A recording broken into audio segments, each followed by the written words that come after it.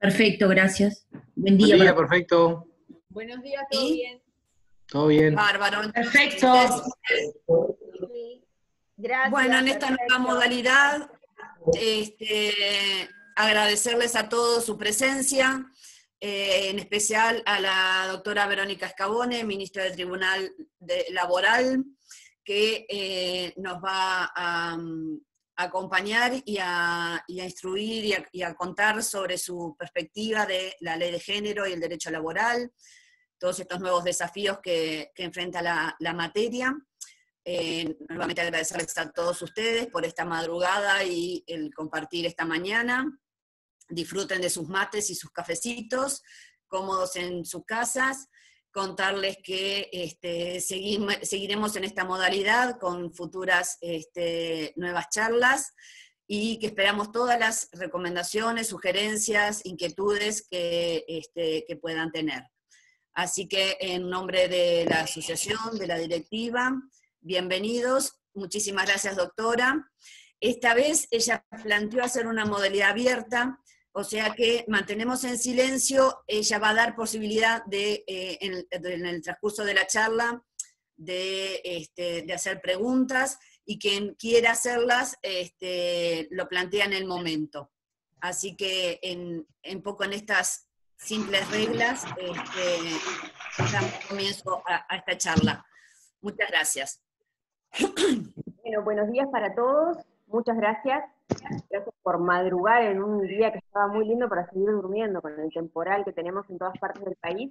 Veo caras conocidas de colegas y amigos, así que siempre es un gusto. Agradecimiento a la asociación por la invitación. Voy a compartir una pantalla de PowerPoint. Como decía Cata, es 1 hora y pico, es mucho rato para que una persona sola hable de corrido y no nos queremos aburrir.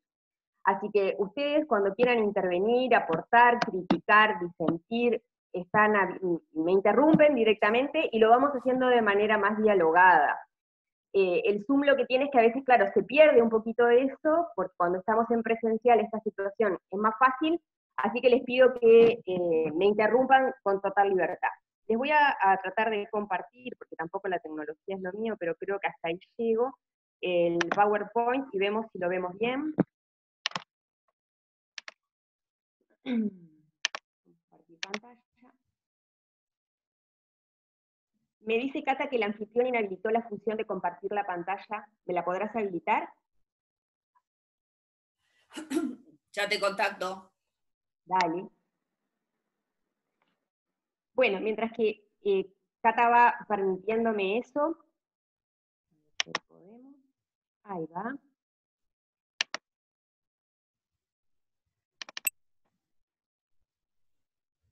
¿Lo ven ahí? Perfecto. Bárbaro. Bueno, muy bien entonces. A mí me pidieron desde la asociación charlar en este rato sobre los aspectos laborales de la ley 19.580 o ley de violencia hacia las mujeres basada en género. Previo a ingresar a los aspectos laborales, a mí me gustaría, a modo de introducción, marcar 2 puntos de la ley que me parecen relevantes y que marcan la articulación, la interpretación, la integración de la norma en todos sus aspectos, no solo en los aspectos laborales. Por un lado, la 19.580 centra la cuestión en una cuestión de derechos humanos. Lo dice ya en el artículo 1, el objetivo y finalidad de la ley es la defensa del derecho a las mujeres, niños, niñas y adolescentes a vivir una vida libre de violencia basada en género.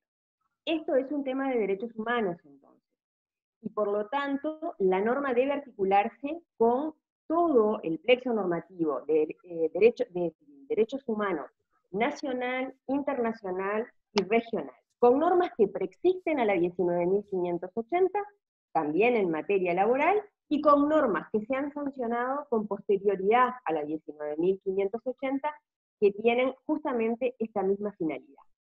El segundo punto que a mí me interesa destacar de la ley es que, en cumplimiento de obligaciones internacionales que Uruguay ya había asumido desde la CEDAW, es decir, desde hace muchísimos años, La 19.580 mandata al Estado, y cuando digo al Estado, también al Poder Judicial, por supuesto, y a sus operadores, a actuar con la diligencia debida o diligentemente para erradicar la violencia basada en género.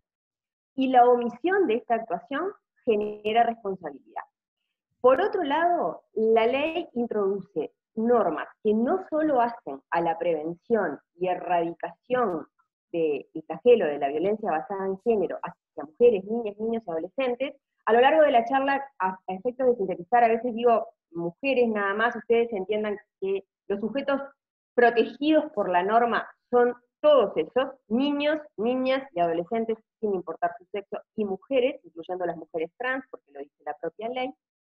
Les decía que la norma introduce no solo disposiciones vinculadas a la prevención, a la erradicación, sino también a la reparación, y mandata a los operadores a tener perspectiva de género en la interpretación de las normas y de la 19.580. A mí estos dos ítems me parecen fundamentales para interpretar después el resto de la normativa. Ahora bien, vinculándonos ya al tema de las normas laborales, para entender también digamos, el objetivo y los aspectos que incluye la 19.580, que contemplan la necesidad de visibilizar y dar respuesta a otras manifestaciones de violencia fuera del ámbito estrictamente doméstico, entre las que está el mundo del trabajo, me parece muy importante poder conocer con números cuál es la realidad de la participación de las mujeres en el mundo del trabajo. Yo no tengo duda que las mujeres hemos conquistado en el siglo XX la igualdad jurídica. Hay un montón de normas que nos reconocen la igualdad de derechos. Pero francamente creo que el siglo XXI va a ser el siglo del desafío para hombres y mujeres de la conquista de la igualdad real de ambos sexos. Y para fundamentar esta afirmación, creo que hay que saber de qué realidad partimos, cuál es la participación de las mujeres en los puestos de liderazgo, de decisión, cuál es la participación de las mujeres en el mercado laboral. ¿Y por qué digo esto? Digo esto porque la inserción o no de la mujer en el mercado laboral, la estabilidad que pueda tener en el empleo, las posibilidades reales de ascenso, de ocupar cargos de dirección, el nivel de las remuneraciones en el mercado de trabajo, su consecuente autonomía o independencia económica, además de que pueden representar en muchos casos en sí mismo un factor de discriminación y una manifestación de violencia laboral, como vamos a ver cuando analicemos el artículo 6, impactan muchas veces en otras modalidades de violencia. Creo que ninguno de nosotros tiene dudas que una persona que no tiene las mismas oportunidades laborales y no puede alcanzar independencia económica, es una persona que en general está en una condición mucho más vulnerable para ser víctima de otras modalidades. Entonces, creo que el analizar realmente cuál es el rol que las mujeres jugamos en el mercado de trabajo puede a veces también arrojarnos luz cuando nos enfrentamos a otras situaciones de violencia en las múltiples modalidades que la ley incluye. Incluso hay una reciente ley, la 19.846, que es de diciembre de este año, es una ley muy, muy nueva que derogó una anterior del año 2007, que refiere a líneas directrices que debe seguir el gobierno uruguayo en la búsqueda de la igualdad real entre hombres y mujeres. Y entre esas líneas directrices, justamente lo que se plantea, y se los voy a leer porque es establecer políticas públicas para el fortalecimiento de la autonomía económica de las mujeres y la participación igualitaria de las mujeres en la actividad económica.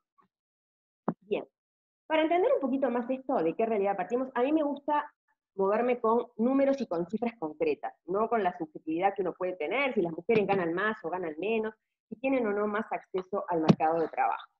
Y primero voy a hacer un paneo un poquito más internacional y después me voy a centrar más en Uruguay. Voy mirando el reloj, porque a mí estos temas, como me apasionan, a veces me voy de pista y de tiempo, en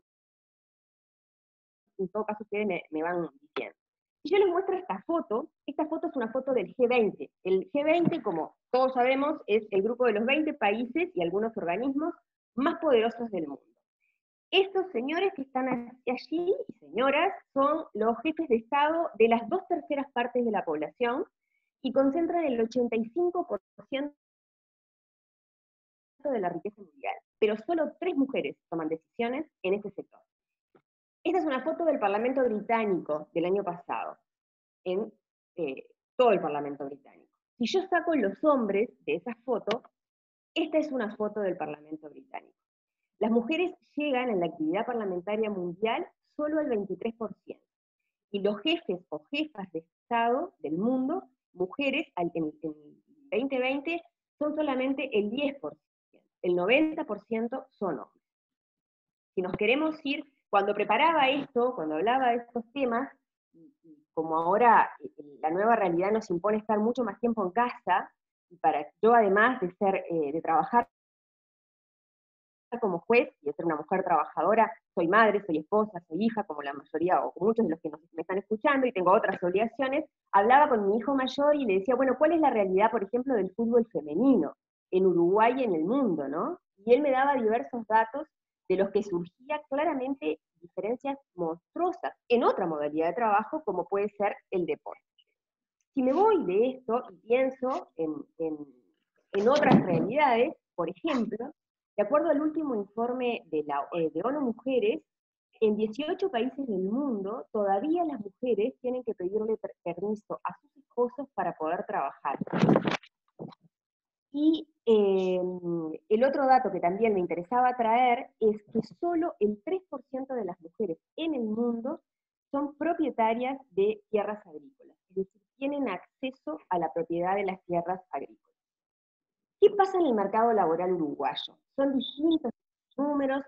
¿La realidad local cambia? No, la realidad local no cambia demasiado, sino que persisten las desigualdades que justamente reafirman la división de los roles por sexo. Además de esto que yo les refería en el mundo de los liderazgos y en el mundo político, que también lo podríamos haber analizado en la realidad del Parlamento uruguayo, vamos al mercado de trabajo concreto, encontramos. ¿Quiénes creen ustedes que serán las más desempleadas? La mayor tasa de desempleo en Uruguay la tienen las mujeres. A pesar de que son las más formadas, hay un 23% de mujeres, hay una diferencia, una brecha entre el 16% y el 23% entre hombres y mujeres en cuanto a su formación universitaria. Las que tienen una mayor tasa de desempleo son las mujeres, y esta tasa de desempleo aumenta considerablemente si miramos a las mujeres rurales y a las mujeres afrodescendientes. Es decir, cruzamos otro factor de discriminación y le agregamos a eso también el de la pobreza, donde la tasa de desempleo crece. Hay además una distribución de los roles en el mundo del trabajo entre hombres y mujeres que justamente mantiene y hace pervivir estas responsabilidades. Por ejemplo, los sectores que están más feminizados en Uruguay son el sector doméstico, la educación, el trabajo social, la salud, y los que están más masculinizados por su parte son la construcción, las tareas del agro, el transporte. ¿Qué consecuencia tiene esta división? Porque además cuando les digo más feminizados y más masculinizados hablamos de porcentajes altísimos. ¿Qué consecuencia tiene? La consecuencia que tiene es que en aquellos sectores en que tenemos un núcleo mayor de mujeres trabajando, poseen peores condiciones de trabajo en términos de formalidad, de salarios, de capacitación, de posibilidades de hacer una menor valoración social respecto de las ocupaciones de los varones, y obviamente todo esto, que ganan menos sueldos, más informalidad, repercute en las prestaciones de seguridad social actuales y futuras. Por otro lado, también hay diferencias en los salarios que se pagan, especialmente en la privada, donde los hombres ganan un 16% más que las mujeres. Eso significaría, si lo pasamos a otros números, que las mujeres deberían trabajar 42 días más que los hombres para ganar el mismo. En la actividad pública esa brecha salarial no es, ¿verdad?, seguramente por la forma de ingreso, pero lo que sí se nota es que mayor jerarquía, menor número de mujeres. Es decir, existe un techo social que hace que cualquier organización pública o privada a las mujeres les cueste más llegar a los cargos de mayor jerarquía y de toma de decisiones. Por ejemplo, si pasamos a la actividad privada, imagínense ustedes que en Uruguay, en los cargos gerenciales, solamente el 19,4% de las empresas uruguayas tienen mujeres gerentas. Y la mayoría de esas gerencias están ocupadas en lo que se llaman gerencias soft, es decir, gerencias de recursos humanos, no gerencias con otro grado o peso de incidencia en la toma de decisiones. En los directorios de las sociedades anónimas, solamente el 10% corresponden a mujeres, y mucha de su participación en estas empresas es más simbólica que real, porque son bien esposas, hijas de los directores fundadores, y se registra que no tienen una participación activa. También en la actividad sindical la participación es bastante menguada, más allá que la mesa representativa del PIT-CNT tiene cláusulas de paridad y participan 50 y 50, lo real es que en las mesas de negociación colectiva el peso de las mujeres es verdad. Y yo les agregaría un detalle que es de la última encuesta de hogares, en el es cómo nos percibimos las mujeres, nosotras mismas, en cuanto a la toma de decisiones. Y en Uruguay, solo el 5% de las mujeres se define como empresarias. Ahí me parece que ahí tenemos también una autopercepción de cuál es nuestra capacidad y nuestra incidencia en el mercado laboral. No me quiero ir de aquí sin referirme al Poder Judicial. Recientemente salió una nota en la que en números absolutos 7 de cada 10 funcionarios de todos los escalafones son mujeres. Me voy a quedar con la línea que dice jueces y juezas, del cual surge que casi el 66%.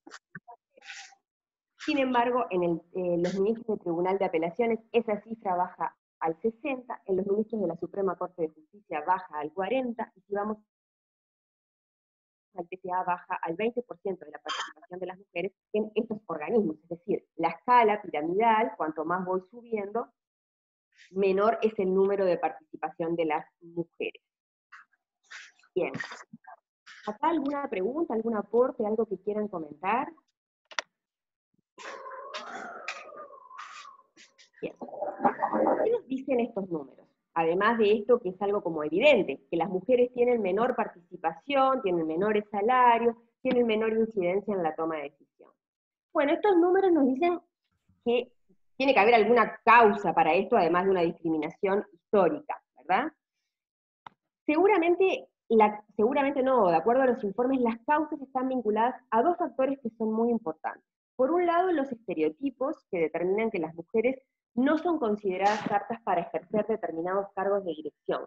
Cuando miraba esta charla, recordaba un spot que lo pensaba traer, pero no me quise arriesgar a fallar en la tecnología y tenerlos esperando, sobre una empresa de pasta de dientes que está eligiendo una gerenta general. La pueden buscar en YouTube, y hacen un estudio con cámaras ocultas, y los diferentes subgerentes que debían opinar sobre quién era la candidata ideal, lo hacen a partir de dos currículums de Juan y María, que son idénticos. La trampa es que le cambiaban el nombre. Y los argumentos que se manejan para elegir un varón están dados por claramente estereotipos de género, como por ejemplo que las mujeres somos más difíciles para trabajar en equipo, o que todos sabemos que un hombre impone más presencia. Recuerdo claramente esos dos. Entonces, esta disparidad de participación en el mercado laboral claramente está marcada. Por un lado, por esto que yo les digo, por los estereotipos, y por otro lado, por el sistema de cuidados. Este es un punto que nos podría llevar toda la mañana, porque miren ustedes el número que está ahí en pantalla. El 76%, de acuerdo a datos de ONU, les aclaro, ¿no? El 76% de los cuidados en el mundo, y en Uruguay la cifra no es diversa, están a cargo de mujeres. Es decir, que somos las mujeres las que, además de tener participación cada vez mayor en el mercado laboral, nos encargamos mayormente de los cuidados. Cuando digo los cuidados, me refiero a los cuidados de hijos, de padres, un poco lo que yo les decía hoy. Todos seguramente tenemos una serie de obligaciones a cargo. Este trabajo de los cuidados es un trabajo, obviamente no retribuido o menor retribuido, es un trabajo que está invisibilizado, que está privatizado y que está naturalizado a cargo de las mujeres. De acuerdo a un último estudio también de ONU Mujeres, la carga global, en Uruguay me refiero, la carga global del trabajo remunerado semanal puede ser inferior para las mujeres, pero cuando a esa carga de trabajo remunerado le sumamos las horas de trabajo no remunerado, se registra en promedio 11 horas diarias de lunes a domingo. Es decir, tenemos jornadas laborales más acotadas, quizás, desde el punto de vista del mercado laboral, pero con carga de trabajo mayor para las mujeres. Esto en los hogares que tienen niños pequeños se acentúa, en los hogares con mujeres con menor formación terciaria se acentúa, y además se vincula con la ausencia de acciones concretas de conciliación, familia, trabajo por parte de empresas y del Estado, perdón, pero me tomé un mate, los que dificultan claramente el acceso y la permanencia de las mujeres en el trabajo remunerado. Si bien Uruguay tiene ratificado hace muchísimos años el convenio 156 sobre trabajadores con responsabilidades familiares, y también existe la recomendación 165, las acciones que se han instaurado en este sentido parecen ser bastante pocas y no han tenido las consecuencias ni el efecto esperado, ¿no? Por ejemplo, hace 2 o 3 años se sancionó la ley que prevé el medio horario, una vez que las mujeres se reintegran a sus actividades laborales, las mujeres que recién han tenido familia, y esa ley es un derecho que se consagra para padres y madres, debiendo optar uno de ellos, y sin embargo, en el último informe del Ministerio de Trabajo se registra que por esa opción de medio horario hicieron uso las madres en un 92% y solo los padres en un 8%. Es decir, la división de las tareas domésticas sigue careciendo de la paridad. Esta ley que yo les decía del 2019, de diciembre, la 19.846, también entre las líneas directrices que hacen referencia a lograr esta paridad entre hombres y mujeres, hace hincapié en el tema de la igualdad en los cuidados domésticos. Entonces, hasta aquí, el recordar que las mujeres que llegan a los juzgados, o las mujeres que llegan a la consulta, para quienes no son operadores judiciales, provienen de un mercado laboral donde persisten las diferencias de género. El COVID-19 también ha acentuado esto con el teletrabajo, pero bueno, también sería tema para una charla un poco más larga. Y obviamente estas desigualdades de género acentúan o dificultan el acceso, el ascenso y la estabilidad del empleo. El otro problema que yo les decía, marca estas diferencias, está dado por los estereotipos. Los estereotipos a los que hacía referencia hoy, los estereotipos sociales, pero también los propios estereotipos por los que juzgamos al momento que, digamos, que nos toca hacerlo. El tema es muy profundo, así que yo le voy a dar lo voy a sobrevolar nada más, porque si no, no nos daría el tiempo para abordar, ya estamos en las 9:30. Existen una serie de sentencias. Yo acá les ponía, bueno, desde dónde juzgamos. El estereotipo, el prejuicio y la discriminación suelen cruzarse. Un estereotipo clásico es, tomando en consideración lo que hablábamos recién de los cuidados, las mujeres son mejores desarrollando las tareas de cuidado. Eso genera un prejuicio, las mujeres van a dar prioridad a los cuidados antes que el trabajo, y como consecuencia una discriminación. Voy a preferir a un hombre que a una mujer a la hora de contratar o ascender, porque él va a poder dedicarse mejor a su trabajo. Lo que les decía del spot, la pasta de dientes, ¿verdad?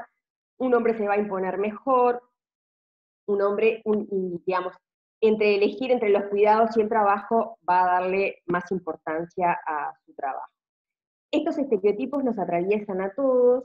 La reciente acordada que debe haber llegado a todos, que se aplica para la 19.580, remite justamente al Manual de Buenas Prácticas de AMU y a la guía de estereotipos que realizaron el CEJU mujeres con algunos colegas. Veo a Roberta, que está por ahí. Roberta es una de las que la realizó, y tiene elementos muy interesantes sobre el manejo de los estereotipos al momento de juzgar, y la necesidad de estar permanentemente reviendo nuestras prácticas. Yo siempre cuento que cuando llegué a Montevideo, es una anécdota graciosa, iba a gimnasia, y un día tuve una audiencia con una testigo, que era una testigo de algo muy menor, porque eran daños y perjuicios perceptivos. Yo la reconocí, era una compañera mía de gimnasia, yo nunca digo lo que hago, ni falta que hace, y entonces ella me miraba, yo la miraba, nadie dijo nada. A la semana, cuando fui a hacer gimnasia, ella viene, se acerca y le dice, no sabés lo que me pasó el otro día, no, ni idea. Le digo. Fui a un juzgado a declarar, y la juez era idéntica a vos, pero idéntica a vos. Es decir, ella no pudo asociar que aquella compañera que ella veía de jogging era también la juez, es decir, ahí claramente su prejuicio la cruzó y no pudo asociar esta situación. Los prejuicios de los que juzgamos, o los estereotipos de los que juzgamos, como les decía, se cuelan en nuestros fallos. Yo ahí les traje 2 sentencias en las cuales, en distintas etapas, recogen un estereotipo. La del Tribunal Segundo hace referencia a que el abogado, para defender a su cliente, dice que en una situación de acoso sexual, dice que la trabajadora tenía una forma de vestirse que era provocativa. Yo recuerdo en una audiencia mía en que un abogado, ante una situación también de acoso sexual, le pregunta a una de las testigos, que era una de las denunciantes, ante una notoria mala conducta, cómo se vestía ella. Yo le impedí la pregunta, pero lo que les quiero decir es que el estereotipo se había colado en esa situación. Y la sentencia que les traje ahí del Tribunal 14, del letrado 14, que fue revocada por Tribunal Primero, también se cuela un estereotipo porque era una situación de acoso sexual en que el empleador le hacía una caminata por los hombros, le mandaba WhatsApp diciéndole que él no era celoso, que no le importaba si tuviera novio, y el juez de la primera instancia entendía que esas conductas no generaban acoso sexual porque no le tocaba las partes pudendas a la trabajadora y que por lo tanto él no veía en aquello algo que estuviera mal, digamos. También ahí se nos cuela otro estereotipo. Bien, vamos ahora sí a pasar concretamente a las normas laborales. A mí me parece que toda esta primera parte en la que nos damos cuenta cómo está el mercado laboral es importante para después entender algunas de las cuestiones que sanciona el legislador. La ley 19.580, yo les diría que trae como 2 grandes de cuerpos normativos en materia laboral. Por un lado, un grupo de normas que consagran como una manifestación de la violencia de género la violencia laboral. Y por otro, un grupo de normas que consagran derechos de la mujer trabajadora víctima de violencia de género, y dentro de este grupo de normas tenemos algunas, en las cuales el deudor es el Estado, y otras en que el deudor es el empleador en el ámbito público o en el ámbito privado, hayan o no ocurrido los hechos de violencia en el trabajo. Esto me parece un tema bien importante que la ley incluye. En cuanto a la violencia laboral está definida como una de las manifestaciones en el artículo 6 de la ley. Yo los remito a su lectura, no les voy a leer la norma porque doy por sentado además que todos la conocen.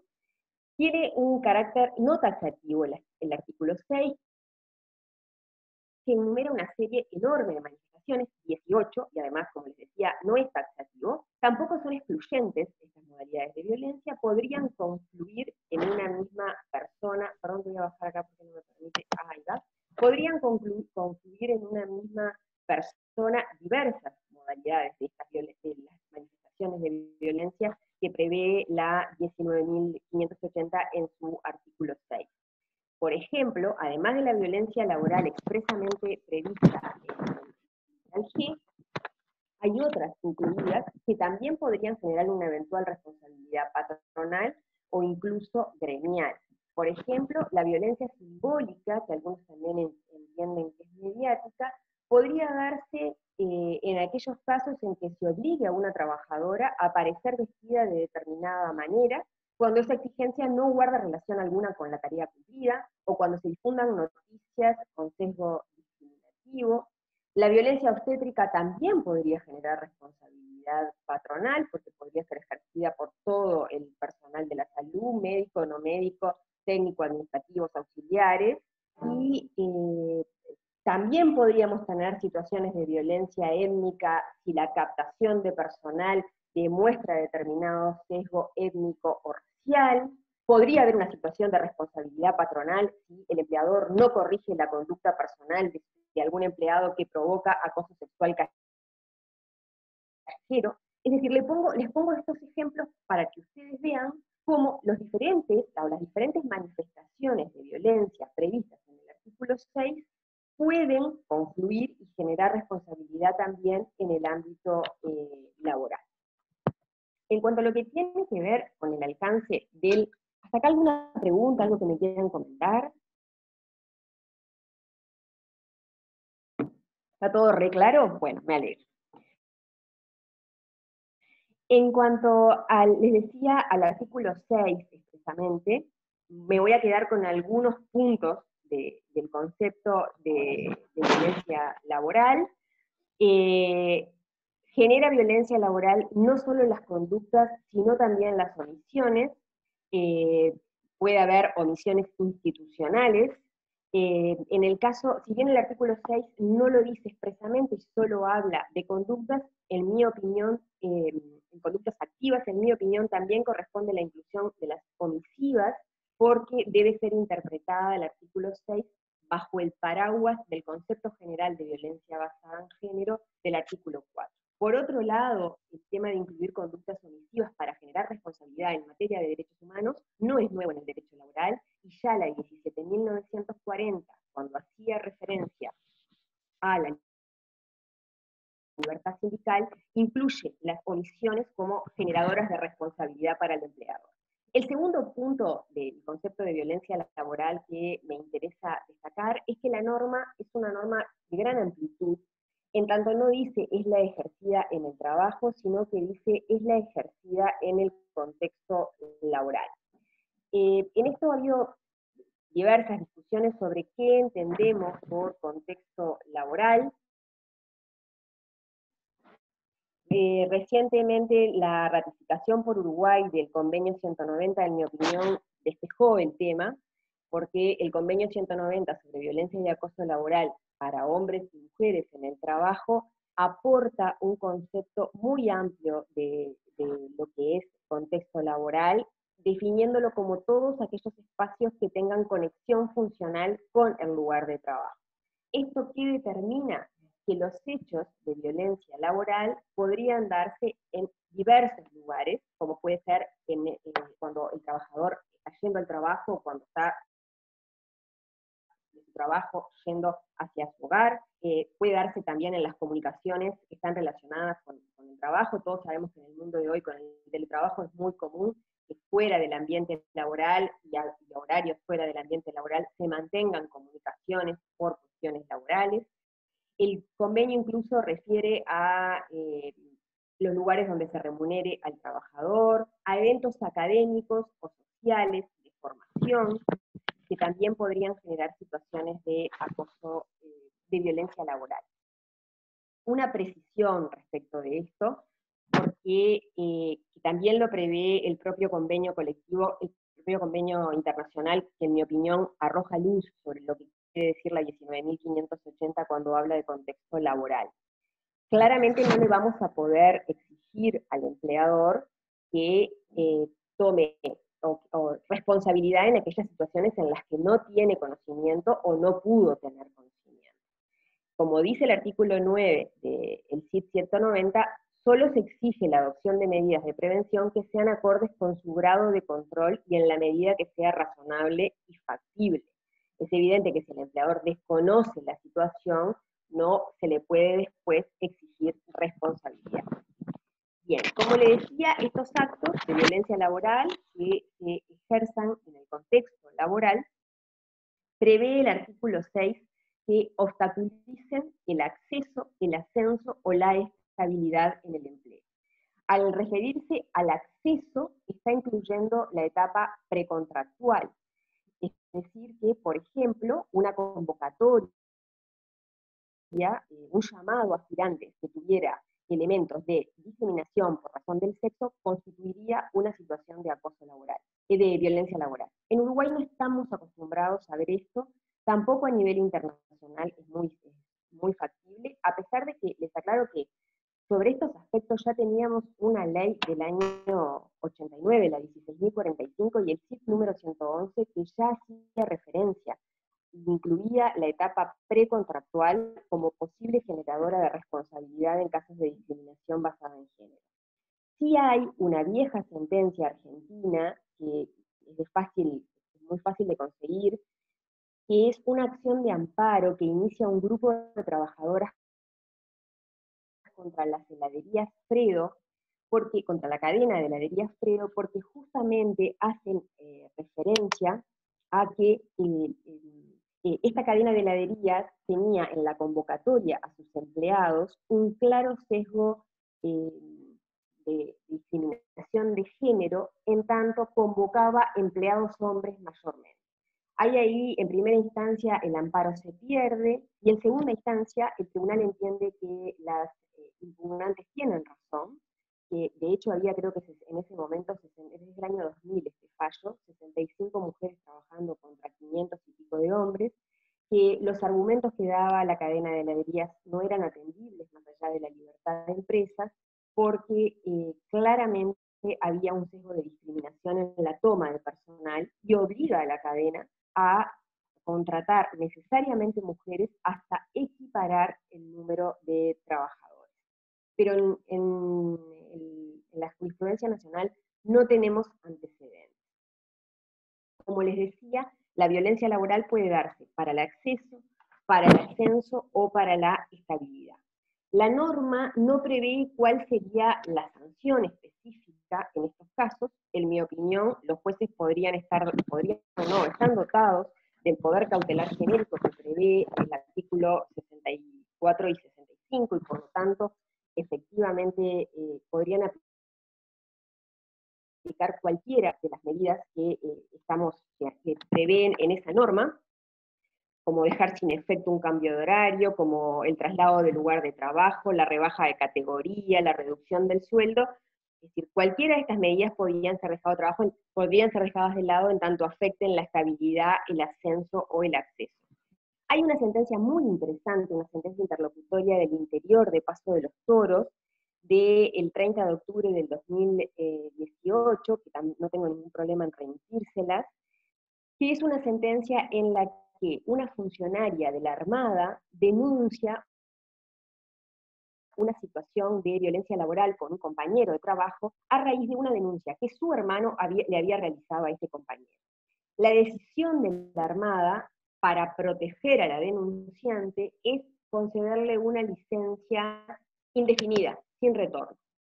Ante eso, la joven realiza la denuncia, y la juez de primera instancia, la sentencia no fue recurrida, entiende que hay una situación de violencia laboral, entiende que debe ser de aplicación el artículo 5 en cuanto a la autonomía de las mujeres, y por lo tanto ordena que la Armada reintegre a la trabajadora a su lugar de trabajo. Ella quería ser reintegrada, y que en todo caso aparte al denunciado del lugar de trabajo, que es el antecedente que encontré y que me parece que puede ser bien interesante.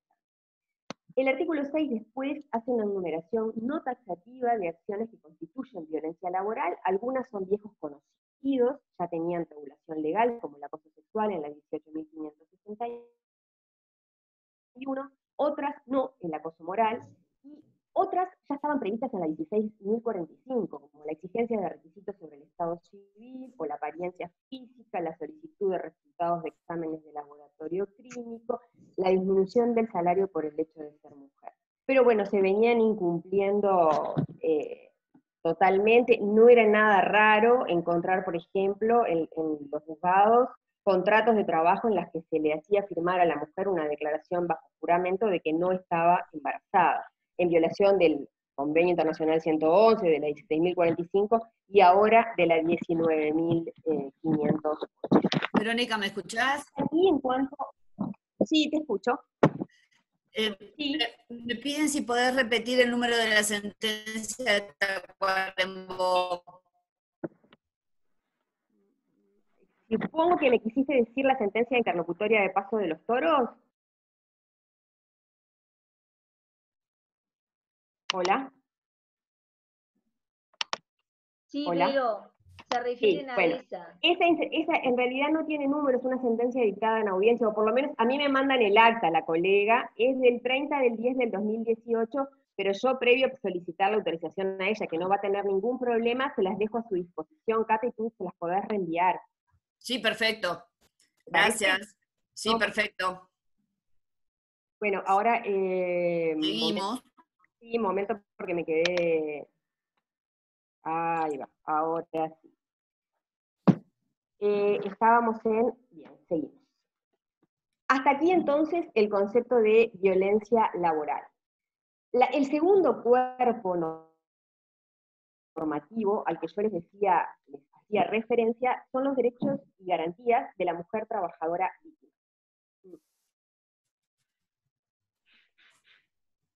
Perdón el ruido del mate.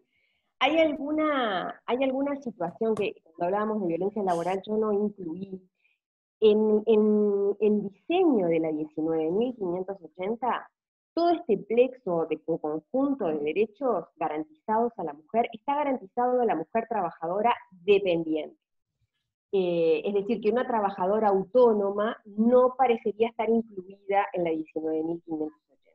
Sin embargo, en mi opinión, y teniendo en consideración lo que prevé el artículo 3 en cuanto a interpretación e integración de la norma, especialmente en cuanto a integración, y que en caso de duda habrá de estarse a aquella interpretación que más favorezca a la víctima, hay que tener en consideración lo que prevé, lo que les decía, el Convenio Internacional 190, porque de acuerdo al Convenio Internacional 190, cualquier mujer, aún las trabajadoras autónomas, tienen protección en este tipo de situaciones de violencia. Entonces creo que el Convenio 190 podría, a partir de una integración, amplificar el elenco de sujetos protegidos por la 19.580. No sé si se entiende la idea. ¿Sí? Bueno, vamos al conjunto de derechos y garantías, les decía, de la mujer trabajadora víctima. Aquí yo los dividiría en dos grupos. Uno en que es deudor el Estado y otro en que es deudor el empleador. En cuanto a los que es deudor el Estado, a lo largo de la norma ustedes van a ver que se le imponen obligaciones, por ejemplo, al MIDES y a otras reparticiones estatales. Yo no voy a ingresar en eso porque creo que no es lo que a nosotros más nos puede interesar. Sí voy a ingresar en aquellos en los que es deudor, el empleador. Y en las que es deudor el empleador voy a dividirlas por un tema didáctico nada más en tres grupos. Aquellas garantías para la percepción de la remuneración, aquellas garantías para mantener las condiciones de trabajo y aquellas garantías, que vienen en la diapositiva siguiente, para la estabilidad del empleo. En cuanto a las garantías para la percepción de la remuneración, están previstas en el artículo 40 en los literales A y B. El literal A prevé la percepción del pago íntegro de su salario o jornal el tiempo que le insuma la asistencia a audiencias, pericias, diligencias o instancias administrativas o judiciales. Sobre este literal solamente decir que cuando la ley refiere a pago íntegro del salario, en mi opinión debemos interpretar que se debe abonar el salario con todos sus componentes fijos y variables, en dinero o en especie. Y también que ese periodo, ese tiempo que la trabajadora haya destinado a estas diligencias y que el empleador debe pagar el salario íntegro, obviamente genera los restantes beneficios, licencia, salario vacacional, aguinaldo y antigüedad. Por otra parte, es un derecho que se genera cuando la trabajadora acredita su asistencia a estas instancias con la respectiva constancia. Me parece que esto es básico, pero tuve algún juicio antes de llegar al tribunal en que era uno de los puntos de discusión, porque la trabajadora alegaba haber estado, pero no lo acreditaba. La segunda garantía para la percepción de la remuneración está dada por la licencia extraordinaria con goce de sueldo por el lapso de 24 horas, prorrogable por igual periodo para el caso de que se discutieran medidas en sede judicial. Obviamente esta licencia será por el tiempo que le insuma las diligencias, las medidas, debe tratarse con razonabilidad. En algún momento se planteó si esta prórroga se podía dar en reiteradas ocasiones, parecería que no, que serían 24 horas con la posibilidad de una prórroga por 24 horas más, pero bueno, todavía no tenemos fallos tampoco en ese sentido y no sabemos cuál va a ser la posición de la jurisprudencia. Un segundo grupo son aquellas garantías para mantener las condiciones de trabajo. En este grupo se unen las garantías que están previstas en los artículos 40, literales C, D y E, y los artículos 65. Y son garantías que se conceden por la existencia de violencia laboral, pero también por la existencia de violencia en otras de sus manifestaciones fuera del contexto laboral. Es decir, el legislador impone al empleador ser deudor también en estas situaciones, aunque no tenga ninguna responsabilidad en la situación de violencia generada. El ejemplo clásico es la situación de violencia doméstica. Como les decía, el artículo 40, los literales C, D y E, prevé alguna serie de hipótesis, como son que la trabajadora pida una flexibilización y cambio de su horario o lugar de trabajo. En este caso la norma prevé que esté supeditada a la posibilidad del empleador. Hay empresas, cuando uno piensa en el elenco de posibles empleadores, no solo pensamos en la Coca-Cola, para decir una gran empresa, sino que pensamos también en la panadería del barrio o en la empleada doméstica, ¿verdad? No siempre es fácil acceder a este tipo de situación. Después, las restantes literales, el D y E prevén una tutela al derecho del trabajo, al ascenso y a la carrera funcional. En este caso, yo les traje una sentencia del Juzgado de Letrado Especializado de Tercer Turno a cargo de la doctora Illanes, la número 1092/2019, que me parece que se ajusta a la posibilidad del artículo 65 literal C. Les cuento un poquito en qué consistía el caso. Se trataba de dos trabajadores cónyuges entre sí que desempeñaban cargos de encargatura en la misma empresa, y ella le realiza a él una denuncia de violencia doméstica que culmina con una serie de medidas dispuestas en el Juzgado de Letrado Especializado de Montevideo. Entre ellas se dispone la necesidad de que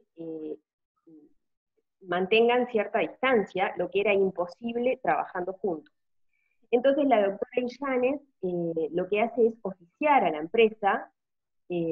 Ahora la acordada que les comentaba al principio hoy, que reglamenta la 19.580, justamente prevé la necesidad de que cuando se disponen las medidas se oficie a la empresa con previo consentimiento de la trabajadora. Dispone, les decía, oficiar a la empresa a los efectos de que, en la medida de lo posible, y así lo pone la juez, se modifiquen los turnos de los trabajadores para que no se crucen. Para la empresa era imposible hacer esto, porque era una empresa pequeña, el modificar el turno le implicaba cambios en la producción, además de una erogación importante, porque por ejemplo uno de los trabajadores iba a tener que trabajar de noche, y eso implicaba el pago, por poner un ejemplo, de la prima de nocturnidad, costos agregados.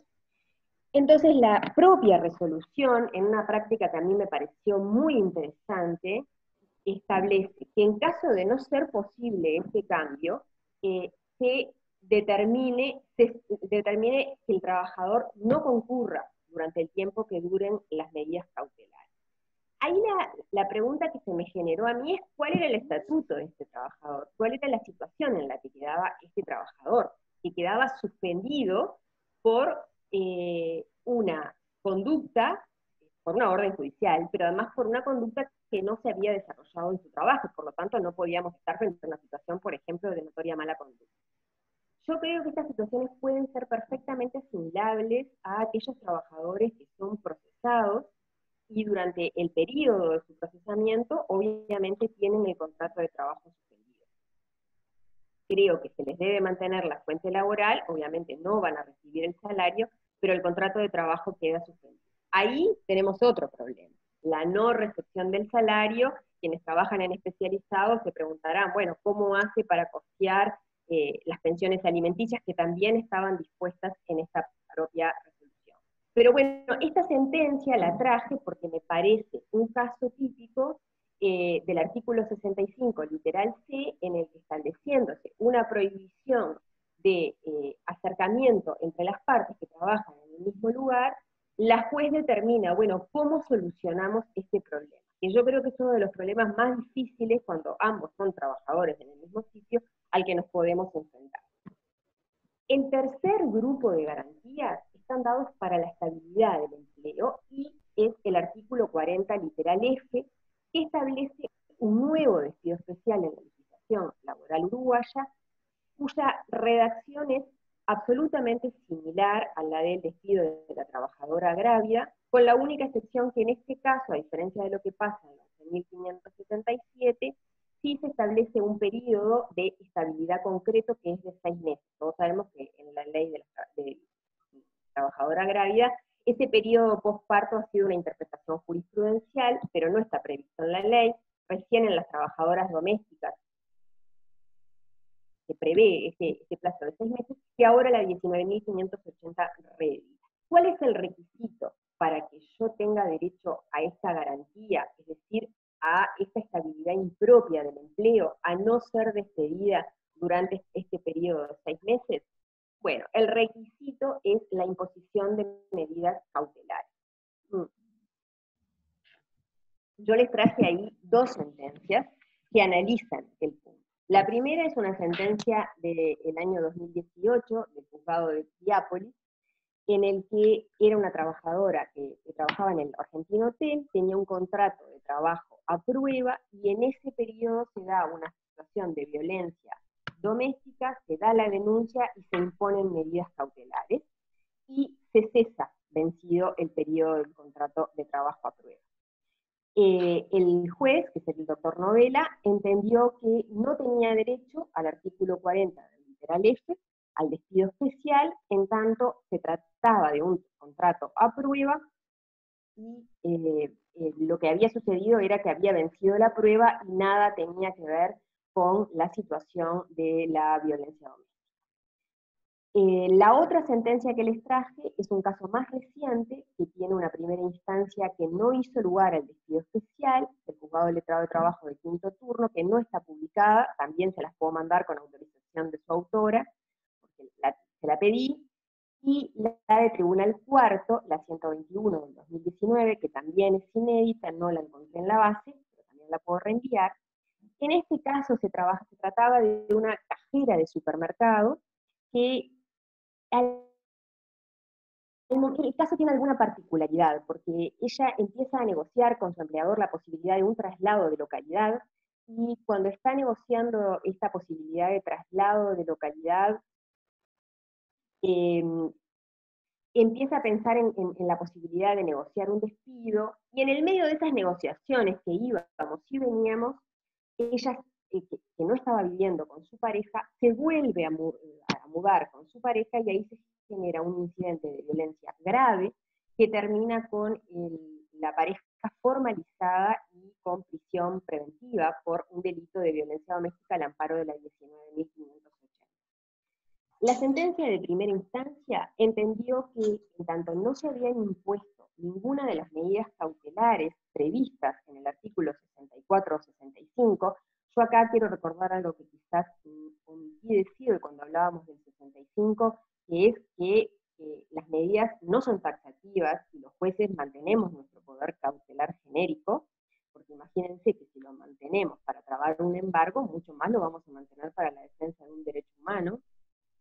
Bueno, les decía que en este caso se entendió que como no era ninguna de las medidas del artículo 65 y la norma refiere a la imposición de las medidas cautelares, no correspondía el despido especial.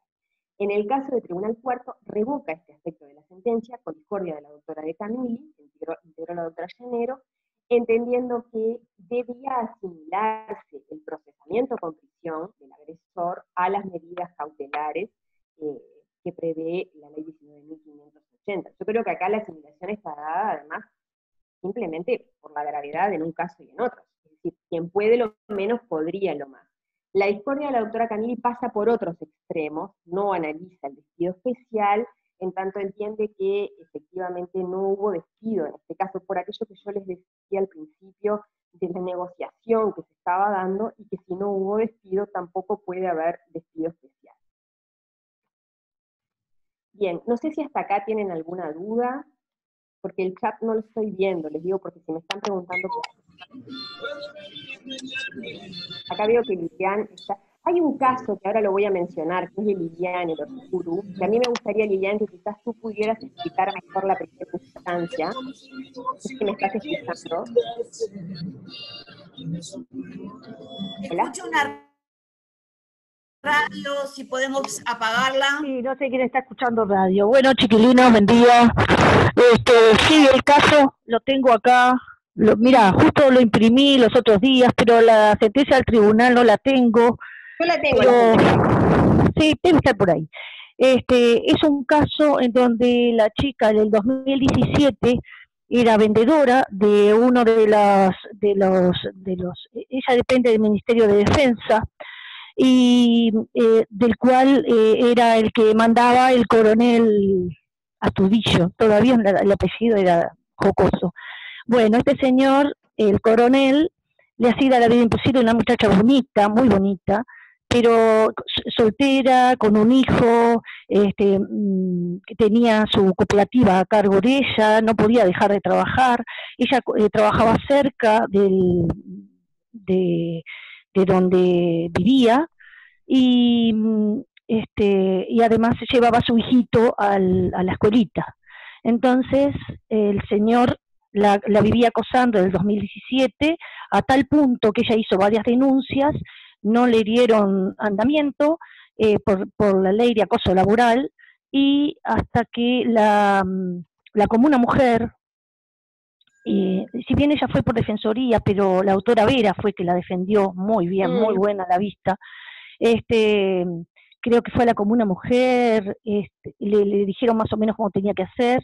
Bueno, ella se presentó, denunció por la ley 19.580, y eso fue en octubre. Se hizo la audiencia, la primera audiencia, se dispusieron medidas, enseguida se dispuso incluso que, viendo la situación, ella agregó muchísima documentación. Ella estuvo internada incluso en Villa Carmen una semana por el terrible acoso, porque ella, después que ella denunció allí en el Ministerio de Defensa, el coronel le mandó tienen varias sutilezas, le mandó un señor que iba a comprar una máquina y se la llevó de todos modos, y ella la sumariaron porque vendió esa máquina que no debería vender, pero era un conocido que lo mandó el coronel, es decir, el coronel que la acosaba. Y después el coronel además la quería encerrar en el lugar donde estaba ella y la tenía permanentemente a la vista. Bueno, ella se enfermó, el señor la mandó a pilar papas en otro lugar lejos de su casa, que tenía que tomar ómnibus, no podía llevar a su chico al colegio. La mandó, si bien el sueldo era el mismo, la mandó a un lugar, lo último, a cocinar y pilar papas. Así estábamos en esa situación.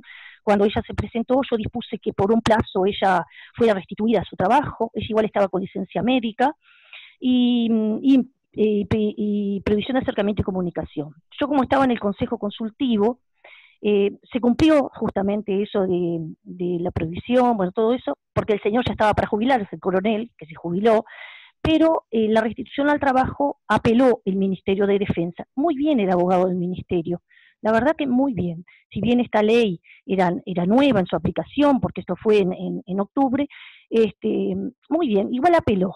Pero yo, como estaba en el Consejo, hablé con la muchacha representante del Ministerio de Defensa, que se encargó de ver a ver cómo podía solucionar la situación, porque teniendo una perspectiva de género se dio cuenta que estaba dentro de la ley. Bueno, el tribunal revocó la posibilidad de que la reintegraran a su cargo de vendedora y cerca de su trabajo, donde siempre estuvo y que hacía muchos años que estaba allí. ¿Ah? Es decir, no es de un día y de otro, hacía como más de 14 años creo que estaba allí trabajando la chica. Bueno, pero después tengo entendido, que los otros días lo dije en una charla, que el Ministerio de Defensa la reintegró a su cargo anterior, que era vendedora en el COFAC de las Fuerzas Armadas de cerca de acá, de 8 de octubre y por ahí por 18 de julio y cerca de 8 de octubre, ahí, donde se juntan. Pero era ese el caso. Y yo les mandé el número de decretos y el número de expediente, porque capaz que mirando en decretos de un expediente pueden leer. ¿Tá? Era eso nomás. Dale. Gracias, Lilian. Vero, seguimos. Bien, esta sentencia yo la iba a referir, pero le pedí a Lilian porque ella estuvo en la primera instancia y quizás conociera mejor los casos, para charlar un poquito con ustedes del tema de la competencia. Porque uno de los problemas que se nos ha presentado es justamente ante estas situaciones, bien sea de violencia laboral, que hablábamos al principio del artículo 6, bien sea la toma de medidas cautelares en procesos de protección, bien sea las garantías del artículo 40, ¿quiénes son los juzgados competentes? Y la verdad que eso sigue sin estar muy claro, porque el artículo 51 de la ley compete a los juzgados especializados o a los juzgados penales en determinadas situaciones, pero nada dice de los juzgados de trabajo, al punto que no tendríamos segunda instancia de acuerdo a la 19.580. Una de las sentencias justamente que yo traía es esta que refiere Lilian, que la segunda instancia correspondió a la sentencia 15 del 2018 del Tribunal Segundo de Familia, en la que se entendió que ella era incompetente para resolver esta situación, es decir, para reincorporar a la trabajadora a su lugar, y que debía ocurrir la trabajadora ante la vía competente. Si bien no dice cuál es la vía competente, debemos entender que debía ir ante los juzgados del trabajo. Hubo otro caso en el interior, que es la sentencia interlocutoria 4704 del 19, que fue dictada por el doctor Juan March, que tiene competencia en familia, no en laboral, en Paysandú, y en este caso era una situación también de violencia laboral, en que un grupo de trabajadoras denuncia a su jerarca inmediato porque sufren diversos tipos de hostigamientos y acosos, y solicitan que él sea cambiado de lugar para poder seguir trabajando. Y el doctor, hay todo un proceso interno de la empresa sin éxito, y el doctor March toma medidas, dispone que el encargado sea modificado de lugar, que no tenga contacto con estos trabajadores, y fija una audiencia evaluatoria, fija informe del ETEC, es decir, hace un proceso de protección y después recién lo remite al juzgado competente. Y hay otra sentencia que a mí me interesa porque me parece novedosa, que es la del juzgado letrado de trabajo de 19 turno, es una interlocutoria también dictada en audiencia, que es la 925 del 17. ¿Y por qué me parece novedosa esta sentencia? Porque miren cómo es el caso. Se trata de un juicio por honorarios que un abogado le inicia a una ex clienta, y así llegan al juzgado de letrado de trabajo. Pero, porque era por un proceso laboral los honorarios, ¿verdad? Pero esta trabajadora había sido pareja del abogado, es decir, ellos habían sido pareja. En un momento de la audiencia, el colega, porque lo hablé con él, por eso lo sé, advierte que la demandada por los honorarios se encontraba muy angustiada, y también advierte que el actor por los honorarios reclamaba cosas que nada tenían que ver. Entonces, para mí, con gran acierto, le pide a él que salga y la indaga a ella, o le pregunta a ella, cuál era la situación. Y allí la demandada le explica que ellos habían tenido un vínculo, que había diversas denuncias en sede de especializado, y que ella realmente le tenía miedo y que temía por su integridad.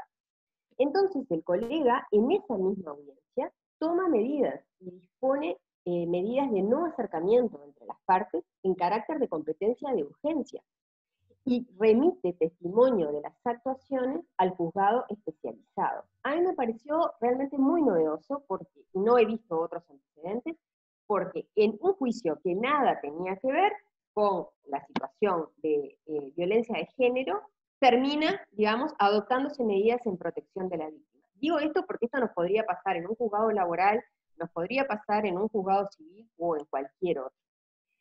En cuanto a la competencia, yo acá les traje estas tres, pero en cuanto a la competencia me interesa destacar dos cosas. Primero, que en el momento actual parece, en tanto no estén creados los juzgados de género, parece evidente que todo lo que sea proceso de protección, más allá de estas actuaciones de urgencia, seguirán tramitándose por los juzgados especializados o por quienes tengan esa competencia en el interior, y todo lo que esté vinculado a la ley de acoso sexual o a situaciones de violencia laboral en concreto, se seguirán trabajando por los juzgados de trabajo. De cualquier manera, para determinar quién es competente, una vez que se creen los denominados juzgados de género, va a haber que pensar en cuál fue la voluntad política de la creación de estos juzgados, creo, que surge del propio mensaje que envía el Poder Ejecutivo cuando remite el proyecto de ley al Parlamento. La ley, como yo decía al principio, tiene una vocación de regular la temática de forma omnicomprensiva. Es decir, la ley pretende romper la especialización por las materias civil, penal, familia especializado, trabajo, sustituyéndolo por una voluntad clara de que todas estas materias están atravesadas por una nueva materia que podríamos llamar género, ¿verdad? Por lo tanto, me parece que es indudable que los tribunales de género van a tener el poder de adoptar todas las medidas de protección, aún aquellas que afecten el contrato de trabajo o el vínculo laboral entre víctimas o victimarios. Me parece que en eso no va a caber dudas. Me quedan algunas dudas con la 18.561, porque además en la ley de género se lo ubica en procesos administrativos y no jurisdiccionales, pero por otro lado parecería una inconsistencia que si los futuros juzgados o tribunales de género van a resolver sobre todas las cuestiones vinculadas a una víctima, no puedan resolver estos aspectos. Esta ley, la 19.580, o que se denominan leyes de tercera generación, tienen por finalidad crear justamente un ámbito de competencia a efectos de proteger a las víctimas en todos los aspectos. Son leyes integrales. Entonces, en mi opinión, el legislador lo que pretendió fue que, creados los tribunales de género, estos pudieran resolver la totalidad de los aspectos. Acá hay un problema que alguna vez se lo escuché decir a Alicia Deus, que es una de las que creó el proyecto, que es la superinflación de trabajo que estos tribunales tendrían en caso de tener que resolver en todas las cuestiones vinculadas al género y en todas las modalidades de violencia. Creo que ya eso será un tema más práctico y que habrá que ir viendo sobre la marcha, pero me parece que más allá del poder cautelar genérico que todos los juzgados tenemos, más cuando estamos frente a cuestiones de derechos humanos, como es esta, como les decía al principio, una vez que estén creados los juzgados de género, es posible que esta distribución de competencias que hoy tenemos tenga alguna formulación.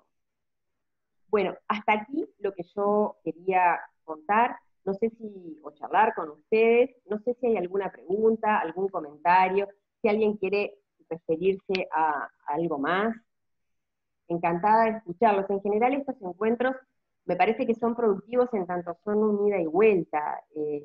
Todo esto también es nuevo para todos, y bueno, y lo vamos armando sobre la marcha. No sé si puedo decir algo. Claro. Claro. Bueno, La quería libertad decirle... de expresión está garantizada, Liliana. Sí, bueno. No, quería decirle que en muchos casos se dan, en el caso de las personas, la mujer que denuncia a un compañero de trabajo, y yo puse allí, traté de escribir, porque yo soy lenta para escribir, un caso en el directorio de Antel, donde no podíamos permitir que el directorio se quedara en su casa, un señor que acosaba a la otra parte del directorio, digamos, no podían quedarse en su casa.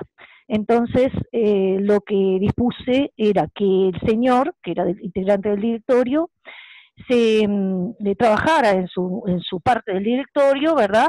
Y ella trabajaba en otra parte, y la medida de 500 metros se limitaba cuando llegaban en el horario del trabajo.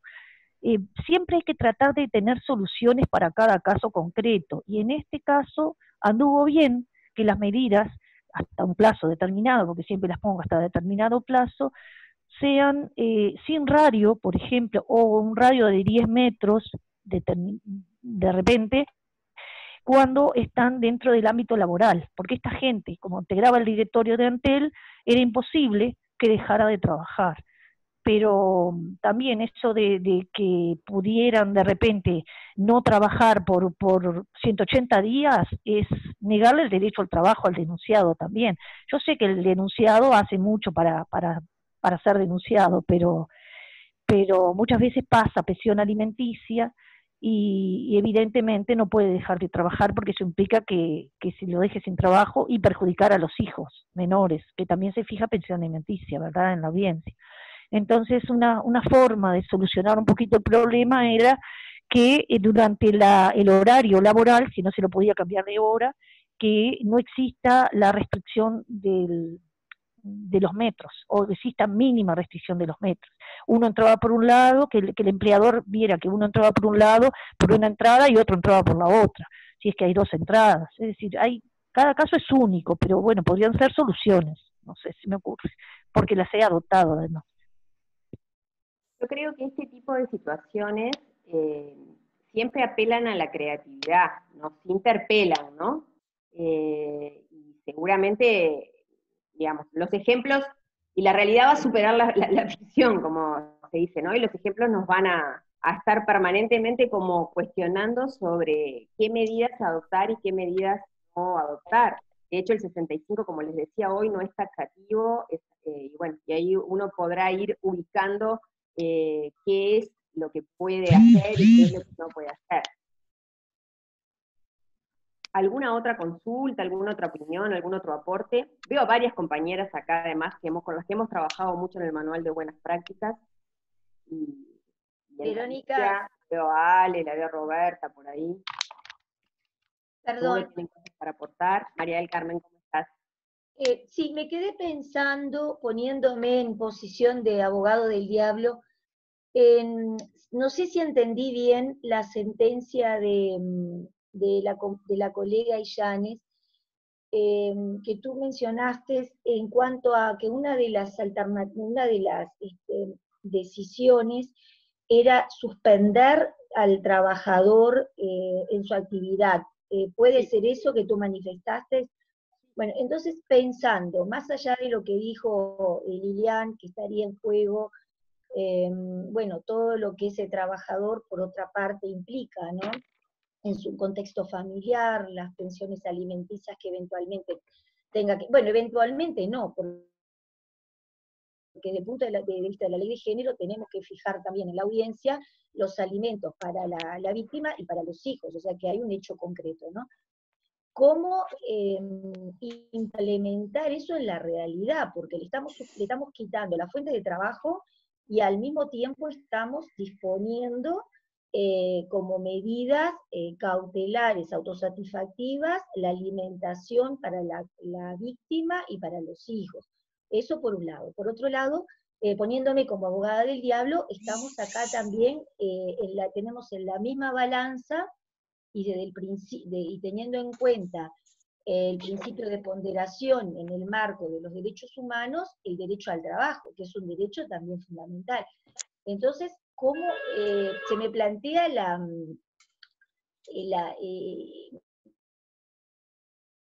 o sea, interiormente se me plantea como cierta resquemor a ese tipo de solución? Lo que pasa que me parece que en estas situaciones uno lo que tiene que ver es la tensión entre dos derechos. El derecho a la seguridad y a la vida, a la integridad y a la integridad de la víctima, con el derecho al trabajo que tú planteas. Y creo que ahí hay que hacer primar el derecho a la seguridad, a la vida y a la integridad. Entonces, como siempre pasa cuando colisionan dos derechos, hay que ver, que los dos son de rango constitucional, pero bueno, hay que ver cuál hacemos primar. Y en este caso, más allá que hay una realidad evidente, que el no trabajar y no generar salario, vamos a tener un problema en la práctica con la pensión alimenticia, me parece que lo que la colega hace primar es el derecho a la seguridad, a la vida, a la integridad, a la protección de la víctima de violencia basada en género. Entonces, lo que a mí me pareció interesante de la sentencia y me pareció una buena práctica es el poder establecer al empleador diferentes, digamos, opciones en el sentido, bueno, mi decisión inicial es que se los separe, se los coloque en diferentes lugares, en diferentes posiciones.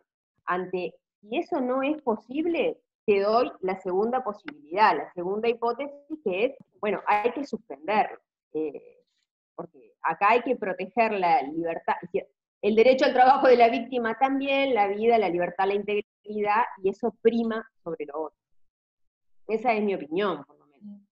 Sí, yo comparto lo que tú planteas, pero también desde el punto de vista de la protección de la víctima, si tenemos una mirada en su contexto, si la víctima no percibe alimentos, si no percibe ingresos, si no percibe ningún aporte del victimario, esa víctima sabemos, y estadísticamente está comprobado, que al poco tiempo retira la denuncia y vuelve con su agresor. ¿Por qué? Porque queda en una situación de desprotección, de desamparo, y eso lo vemos diariamente. O sea, yo lo he visto desde que estoy trabajando en el tema, que muchísimas veces en que se dan los casos de reincidencia, y cuando uno en la audiencia le hace la entrevista a la mujer, evidentemente vuelven por una desprotección económica.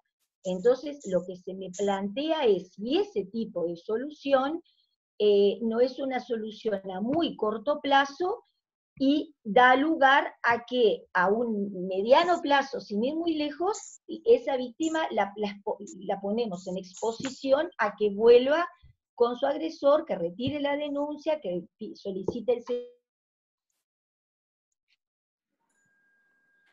Lo que tú planteabas hoy, esta materia nos da la posibilidad de desarrollar, o sea, son muchísimas las casuísticas y creo que nos da la posibilidad de desarrollar infinidad de soluciones, ¿no? Y eso importa desde el punto de vista que tenemos que tener la cabeza abierta para cuando tomamos una medida, no solucionar lo inmediato, sino también lo que va un poco más allá. Porque a veces nos enfocamos en el problema que tenemos enfrente y no vemos qué es lo que puede haber después. Y eso es algo que se ve en la práctica. Y con respecto a las medidas, te quería comentar un caso. El año pasado tuve justamente una situación de violencia de género en la cual los dos, la pareja eran dueños, son mejor dicho, porque ahora tengo todo el tema de la unión concubinaria y la disolución, etcétera, de una panadería. Y fue todo un tema, porque trabajaban en el mismo horario, en funciones totalmente distintas, pero era necesario que los dos cumplieran el mismo horario. Bueno, en definitiva, hay muy buen aporte del abogado del señor, del hombre, y bueno, se logró que el hombre fuera a trabajar de noche con los empleados en la cuadra de la panadería, y ahí se planteaba el problema del cruce de horario, porque la señora entraría al horario que él estaría saliendo. Y bueno, y ahí se manejó una reducción de horario, se puso a un encargado cubriendo el espacio, se hubo que hacer toda una mecánica que no era fácil porque es una panadería muy grande que tiene aparte otras actividades también. Pero bueno, fue una solución y que por lo pronto funcionó. Pero también hubo que ir al tema horarios, al tema de reorganizar la actividad de ambos, recurrir a un tercero para que cubriera el espacio ese, para que no se cruzaran. Pero una situación muy compleja de violencia, con agresiones, con denuncias que habían hecho en otro momento. A ver, en general, estas situaciones no tienen soluciones fáciles. Es decir, en general siempre nos interpela. Ahora estaba recordando un caso de la Intendencia que me contaba ayer el doctor Cavalli, también una pareja que trabajaban en el edificio municipal, que debieron se establecieron medidas de restricción, la mandan a ella a trabajar a un cantón, y entonces él va a marcar, a él a un cantón, y ella cuando va a marcar se cruza, y eso estaba generando problemas porque tenían dispositivos además electrónicos. Es decir, siempre estas situaciones son muy difíciles de resolver, o en general son muy difíciles de resolver. Y yo creo que además también son muy difíciles de resolver porque cuando nos toca enfrentarnos, tocan otras fibras personales de todos, ¿verdad? Un poco lo que hablábamos hoy al principio, lo que nos complejiza todavía más la cuestión. Y acá hay un tema que también juega, que es cómo nosotros nos paramos ante el caso. Entonces, me parece que las soluciones no son únicas. Yo traté de relevar sentencias de todo el país, o lo que encontré, seguramente hay muchísimas más, que tuvieran aspectos laborales, como para traer ideas, ¿verdad? Como para pensar entre todos soluciones a casos concretos. El problema de cuando tenemos situaciones de violencia doméstica, en el que ellos trabajan en el mismo lugar de trabajo, en empresas chicas, es muy difícil de solucionar, porque es muy difícil de solucionar para quienes disponemos la medida, pero también para el empleador ante el mandato. Esa es la realidad, no es sencillo. Recuerdo algún caso que me mencionaba en su momento de Rocha, Dionisia Paganini, que hablaba, claro, de un ginecólogo y una enfermera que trabajaban en la misma mutualista local y que se cruzaban permanentemente, tenían dificultades de cómo generar las medidas de restricción, ¿verdad? Que podrán ser más cortas, menos cortas, pero bueno, en una mutualista del interior tampoco es muy sencillo de instrumentar. En eso claramente ustedes tengan presente siempre que es decir, el Poder Judicial es en muchos casos la última puerta que las víctimas van a golpear. Entonces uno tiene que extremar su agudeza y su inventiva para que esa víctima no se vaya con la sensación de impunidad o de mantenimiento de la impunidad, para que esa víctima se vaya con alguna solución. Y bueno, sí, creo que lo que tú decís, María del Carmen, es verdad, que ninguna solución seguramente sea perfecta, y que en esto lo que hay que, cuando nos encontramos ante estas situaciones, hay que poner en la balanza cuál es el derecho que yo tengo que hacer primero. ¿Puedo agregar algo? Sí, claro, Okay. María Sofía, ¿cómo estás? Bien, todo bien, saludos a todos. Siempre un gusto. Creo que este tema nos excede al Poder Judicial, porque esta es una norma de orden público para todo el Estado. Entonces, es cierto que en cada resolución nos tocan fibras, porque esa inmediatez de escuchar a la persona, ver esa situación, pero la garantía que tenemos que dar, uno va aprendiendo, ¿no?, con el tiempo, es resolver, argumentar, como dijiste tú, la atención de derechos y aplicar la ley. Y que quizás no nos podemos olvidar, y no cuando bueno, también en familia, si tengo que tomar medidas, tomo medidas, es interpelar al resto del Estado, que también está obligado a, y quizás empezar a dejar constancia en María Eugenia. Sí. Sí. Que se te escucha entrecortado, se te escucha entrecortado. Veo ahora. ¿Ahora? Ahora creo que es mejor. De repente separarte un poco del micrófono. Es el de la computadora, que ni idea. ¿Ahora? Sí, ahora sí. Bueno, quizás empezar a plasmar, ¿no?, en las resoluciones, y relevar que el Estado también está obligado. El Estado, todo el Estado, porque los ministerios están obligados, lo que decía la colega María del Carmen, obvio, que nos enfrentamos contra una persona que puede quedar sin su sustento, como los niños. Pero bueno, ¿hasta dónde pesa ante la integridad física y emocional de las víctimas? Mi aporte era ese, empezar a plasmar o dejar que esto es una cuestión, y que bueno, que si tiene que intervenir el Ministerio de Vivienda, el Ministerio de no sé qué, porque la idea es una ley integral, y nosotros tenemos que valorar, y en el principio... Se corta. Hola, hola. María, ¿me escuchás? María, ¿me escuchás? Aplicar las medidas cautelares que establece la ley. ¿Qué cambio? ¿Me escuchó? ¿Me escuchan o no? Cambié a ver si podés, pero no. ¿Ahora? No. Ahora sí, pero no sé si es que el sonido tuyo y el del sistema, que haces cortocircuito. No sé, no tengo idea. Ahora sí, a ver si seguís. Nada, era eso, destacar y relevar, ¿verdad? Y que la mejor defensa, en principio, mejor defensa. La mejor actuación nuestra es, como siempre, argumentar y relevar los derechos en juego y optar. Es garantía para la persona, la víctima, cuando llegamos a la conclusión que es víctima, y para también el victimario o la persona denunciada, porque así también, con una resolución argumentada, como corresponde y como es nuestra obligación, no generamos más violencia, que también es importante. Nada, era eso y era eso. Y bueno, nada, algunos casos en el interior, como de jueza de violencia, también tuve casos en Montevideo, me imagino que también, pero en el interior uno le consta, porque bueno, tuve el director de un centro médico con la NARS, eran esposos. Se corta. Y también tuve que tomar medidas de que, bueno, dejo por acá, si no. Más consultas, creo que Álvaro Urruti quería pedir la palabra.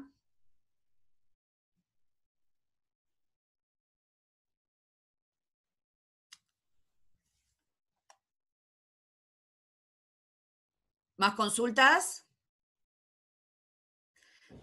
Yo planteo, en cuanto a la competencia, esta nueva competencia género, ¿no ameritaría una manifestación reglamentaria, digamos, una acordada o algo? Por supuesto.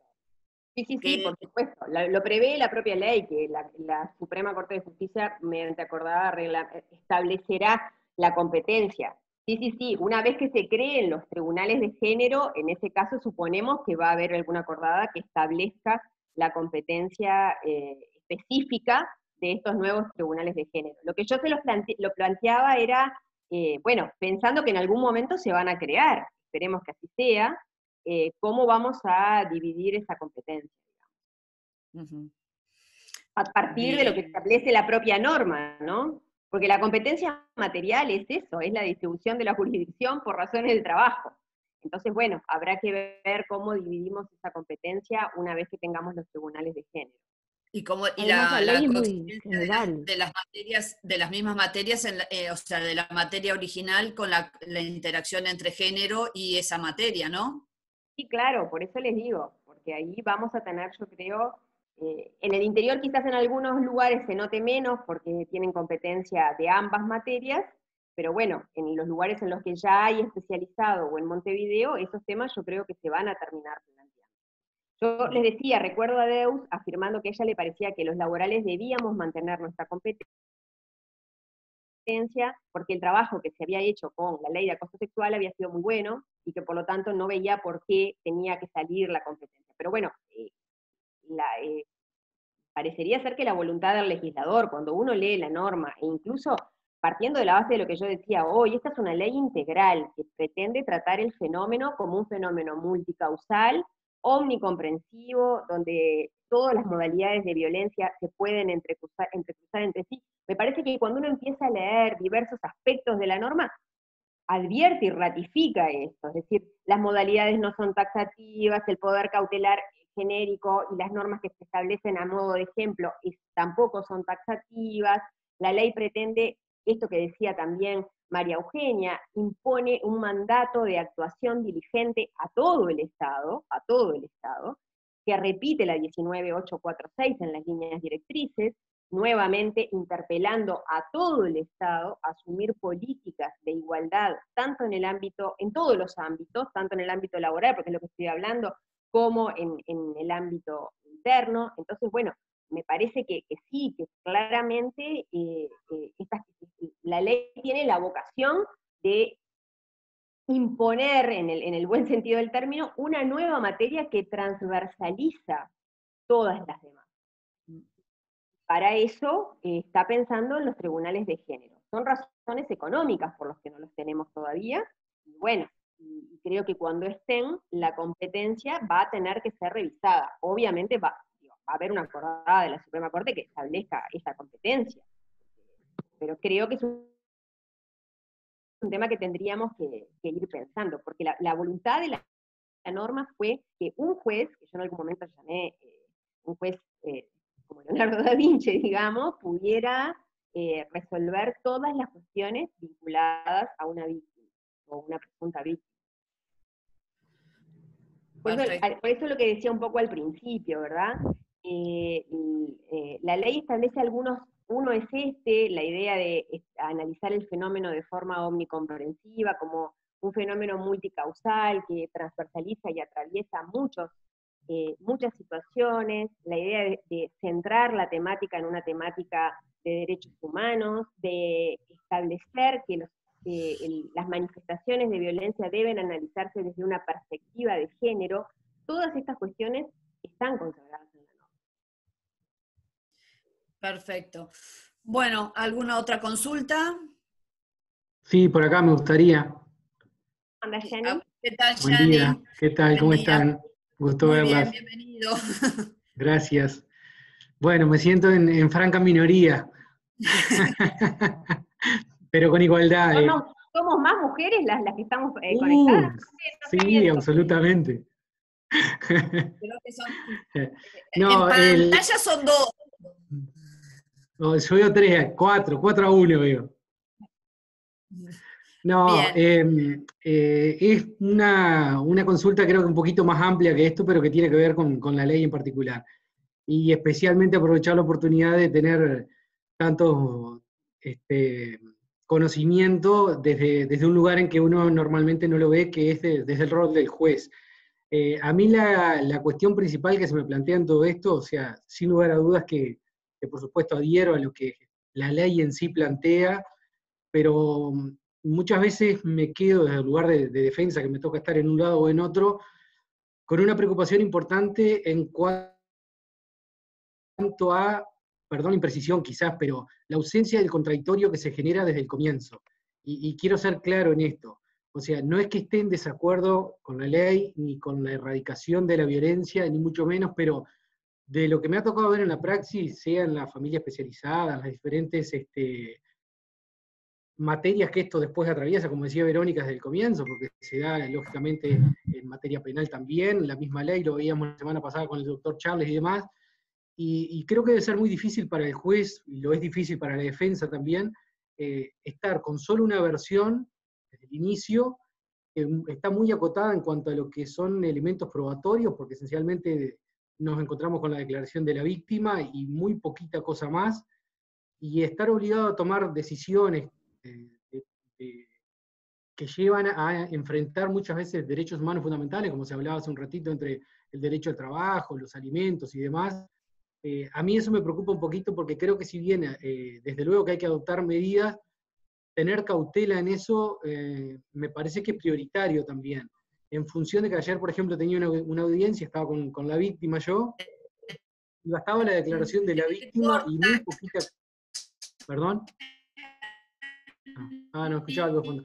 Bastaba la declaración de la víctima y muy poquita cosa más como para, si bien es en forma cautelar y sujeto a un plazo y demás, son muchísimas decisiones que hay que adoptar sin ningún otro elemento en el proceso.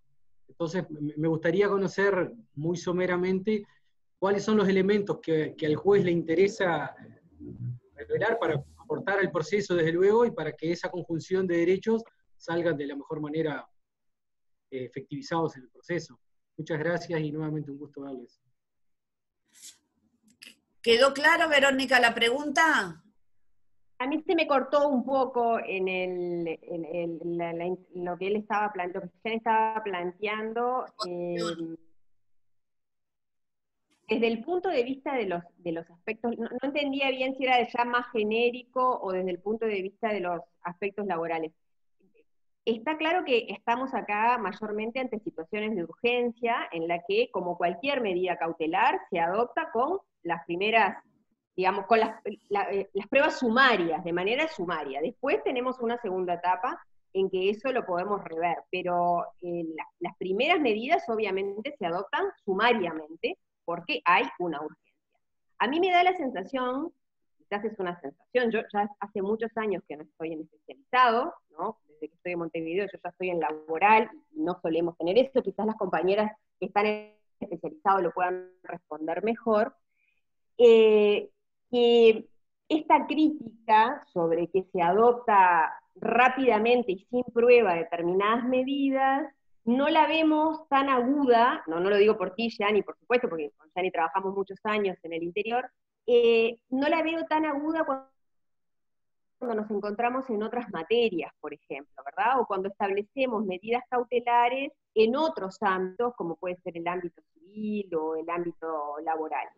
Me da la sensación esa. Está claro que estamos ante una situación de urgencia, y es sumaria la decisión, es cautelar, y tiene todas las características de la cautela, por lo tanto es revisable.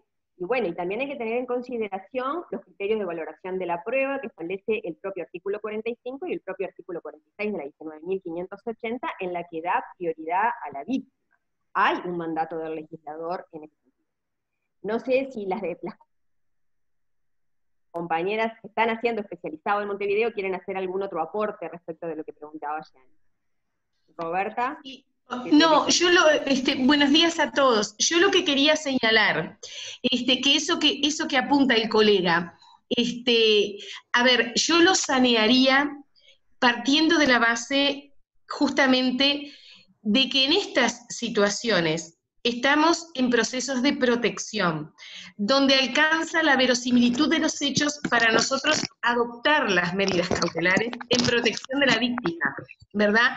O sea, si nos ponemos a pensar, y además tenemos el artículo 46 de la Ley de Violencia Basada en Género, que nos orienta en la interpretación y valoración de la prueba. Y cuando nosotros estamos situados, porque esto, es decir, una cosa es decirlo en la teoría y otra cosa es cuando nosotros lo vemos en la práctica. Cuando nosotros estamos situados en la audiencia y vemos a la víctima declarar, yo el otro día decía, ¿quién inventó la inmediación? Qué cosa tan maravillosa, porque es verdad, ¿cómo harían antes? Porque claramente podemos percibir muchísimas cuestiones que nos hacen a la valoración de la situación a través de la sola declaración de la víctima. O sea, yo diría que en estos casos a mí no me preocupa tanto el tema ese del contradictorio, que capaz que cuando recién empecé en esta materia me preocupaba, pero cuando uno se va adentrando, viendo las distintas situaciones, examinando bien la ley, y dejamos de estar atravesados por esos estereotipos de género, capaz de pensar que la víctima reclama la protección porque quiere sacar un partido o una ventaja que de otra forma no sacaría. No nos es tan difícil resolver, y por lo pronto a mí no se me plantea tanto el tema del contradictorio, porque creo que sí, que el agresor tiene en definitiva, o la persona denunciada tiene en definitiva, su derecho de defensa en el proceso. Lo que pasa es que es un proceso de protección especial, y la ley claramente nos orienta cómo debemos llevarlo a cabo y cómo debemos de valorar, ¿verdad?, la prueba que se diligencia allí. Y es tal cual. Y en cuanto a los derechos que están en juego, o sea, claramente hacemos opciones cuando adoptamos decisiones en estos procesos. O sea, es así. Cuando el agresor nos interpela, como yo ponía en el chat, pero a mí esto me perjudica en el trabajo porque no voy a poder, soy repartidor y no puedo pasar. Bueno, sí, señor, en realidad es así. O sea, nosotros no lo desconocemos.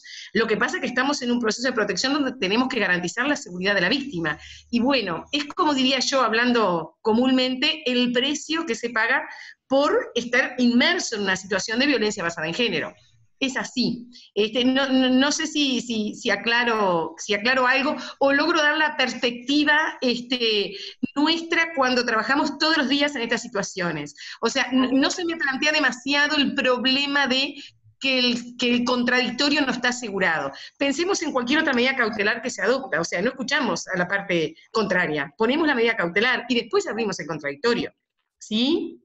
A mí me parece un poco eso que dice Roberto. Yo decía ahora que esta crítica que se hace de la falta de contradictorio en estos procesos no lo vemos de repente cuando yo estoy estableciendo, no sé, un embargo de ganado, por poner cualquier otro ejemplo, ¿no? En otra medida cautelar. De opciones de derechos hacemos todo el tiempo. Los jueces optamos por derechos todo el tiempo. Determinamos qué derecho priorizamos sobre otro en todas las materias, no solo en esta. En esta tenemos que tener claro, me parece a mí, cuál es el objetivo y finalidad de la norma y nos mandata a nosotros como operadores judiciales a su cumplimiento. Eso no quiere decir que seamos parciales, porque me parece que acá hay que poder distinguir lo que es ser neutrales de parciales.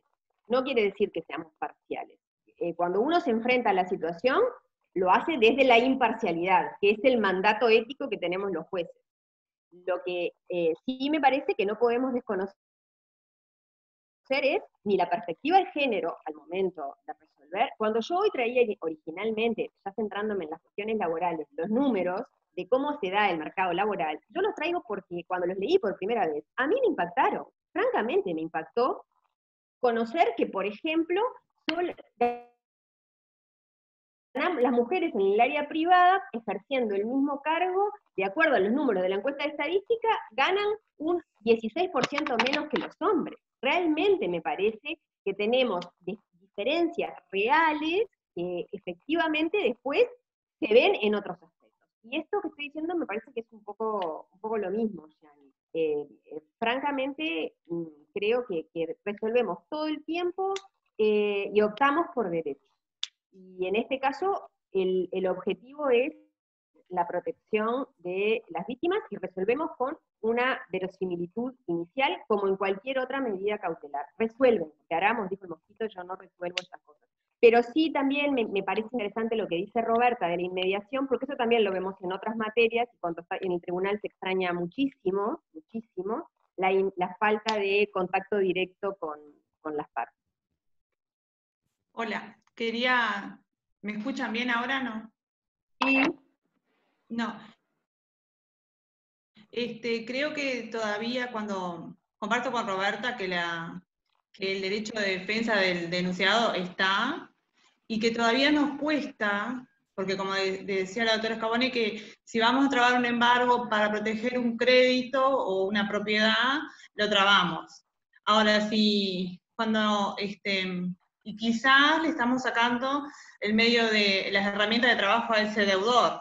Ahora, cuando vamos a tomar una medida cautelar en protección a derechos, en principio, como nos manda la ley, presuntamente tenemos que actuar así, con una cierta verisimilitud. Bueno, como lo que dice la ley, nos cuestionamos. Es increíble cómo todavía pesa eso, de que pobre persona denunciada, ¿verdad? Es decir, como cuesta todavía. ¿Qué es eso? Si la ley lo ordena y el juez entiende que corresponde, el derecho es tan importante de protección que no deberíamos ni que estar cuestionándonos que si el señor, porque aparte, leyendo bien la ley, existe el derecho de defensa.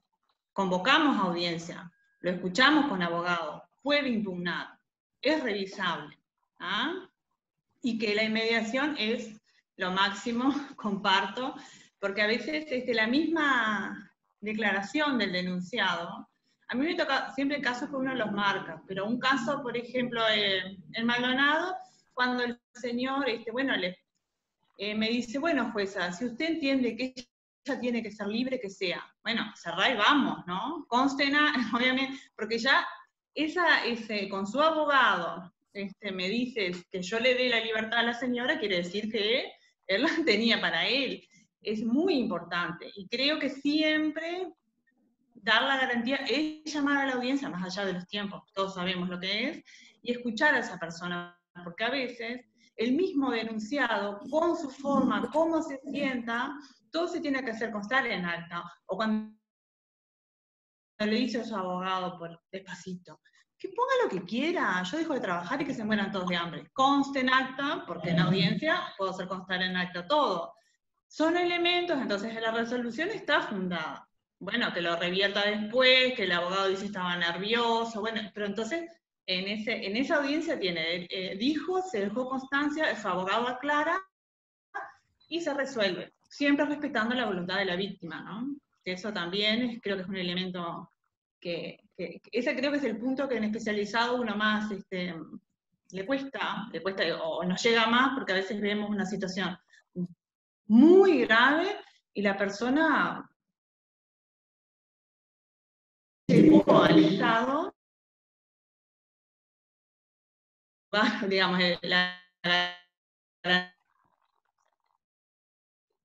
garantía al Poder Judicial es una política profunda o que llega a dar soluciones ciertas, decida dejar sin efecto o que ya no es tan grave. Nada de eso, destacar que hay debida defensa y que, bueno, que la inmediación es lo máximo.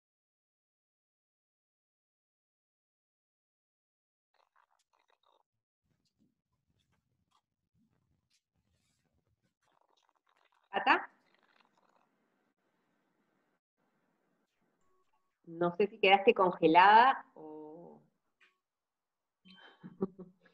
nos abandonaste sin decirnos. No, yo sí terminé, sí. Para mí No, usted no, está sí, congelado. Eugenia, Catalina, que quedó ahí Sí, congelada y Catalina.